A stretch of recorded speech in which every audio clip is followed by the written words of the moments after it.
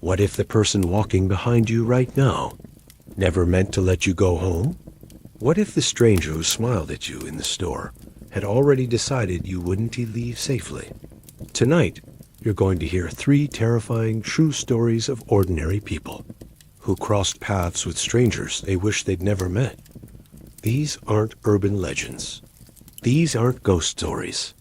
These are real encounters, and they could happen to anyone. Story 1. The Parking Lot Shadow. It was a late winter night in 2016. A young college student, Emma, had just finished a long shift at a small-town diner. The parking lot was nearly empty, her breath fogging in the freezing air as she clutched her keys. The distant hum of the highway was the only sound. The diner lights flickered behind her as the manager locked up and drove away, leaving Emma alone in the dim, buzzing glow of the street lamps. She quickened her pace toward her old sedan, parked on the far end of the lot. That's when she noticed him. A figure standing under the last lamp post, motionless, as if waiting. Emma told herself it was nothing, just another customer heading home. But then, as she unlocked her car door, the man began to walk, slowly, deliberately, straight toward her. Need help with something? Emma's voice cracked as she tried to sound casual. The man didn't respond. His footsteps echoed across the pavement. He was tall, wearing a hooded sweatshirt, his face swallowed in shadow. Emma quickly slipped into the driver's seat, locking the doors. She fumbled for the ignition. That's when the man's pace quickened. He was now only a few yards away. Suddenly, he lunged at the car. Emma's headlights flashed on, catching a glimpse of his pale, expressionless face as his hands slammed against her window. She screamed, jamming the car into reverse, tires screeching across the icy asphalt. The man didn't flinch. He just stood there in the headlights, watching her. No expression, no words, just staring.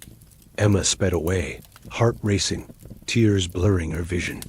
When she looked back in her mirror, he was still standing there, illuminated under the flickering lamp. The next day, Emma reported the incident to police. That's when she learned the truth. Several women in nearby towns had reported being followed by a man matching the same description. Some hadn't been as lucky. The man was never caught. Would you have confronted him or done exactly what Emma did? Comment below with what you think you would have done, and let's move on to story number 2. Story 2. The Roadside Hitchhiker. It was the summer of 1999, and a man named Carlos was driving cross-country to visit his brother. Long highways stretched into empty darkness, the only light coming from his headlights cutting through the desert night. He was hours from the nearest town when he saw him, a man standing on the side of the road with his thumb out. Carlos slowed. He looked harmless enough. Mid-30s, jeans, flannel shirt, carrying nothing but a small duffel bag. Against his better judgment, Carlos pulled over. "Where are you headed?" Carlos asked. The man smiled. "Anywhere but here." At first, the hitchhiker was quiet, polite. But after a few miles, his questions became strange. "You driving alone?" he asked. "Got any family waiting for you?" Carlos's hands tightened on the wheel. His instincts told him something was off. Then he noticed the duffel bag. The zipper was slightly open, and inside he caught the glint of something metallic. "Mind if I put my bag in the back seat?" the man asked, his tone suddenly sharper. Carlos forced a smile. "No worries. It's fine where it is." The man stared at him, unblinking. The silence grew heavy. After miles of tense driving, the man suddenly leaned closer. His voice dropped. "You know what the best part of picking up strangers is?" Carlos's stomach nodded. "What's that?" The man grinned. "They never see it coming." In that instant, Carlos slammed his foot on the brakes. The hitchhiker flew forward, smashing into the dashboard. Before he could react, Carlos shouted, "Get out!" The man cursed, grabbing his duffel bag and stumbling out into the night. Carlos hit the gas, tires spitting gravel. leaving the stranger screaming in the dust. Hours later, Carlos pulled into a gas station. Shaken, he told the clerk what had happened. The clerk's face went pale. "You're lucky," he said. "We've heard reports of a guy on this stretch of road. Picks up rides, robs them, or worse. Cops say he's armed." Carlos realized then, the metallic glint in the duffel wasn't just a tool. It was a weapon. If you were in Carlos's position, would you have trusted your instincts sooner? Or would you have taken the risk? Let me know what you think. And now for the final story. Story 3. The Man in the Apartment Hallway. It was 2013. A young woman named Sarah had just moved into her first apartment alone. It wasn't fancy, just a small building on the edge of the city, with flickering lights in the hallways and paper-thin walls. One night, after a long shift, she was walking up the stairwell when she heard it. Slow, dragging footsteps echoing above her. She paused. The building was quiet at this hour. Too quiet. When she reached her floor, she froze. At the far end of the hallway stood a man. He wasn't moving, just staring at her door. Waiting. Sarah's pulse hammered in her ears. "Can I help you?" she asked cautiously. The man turned his head slowly, like a predator who just spotted prey. His grin widened unnaturally. "Just waiting."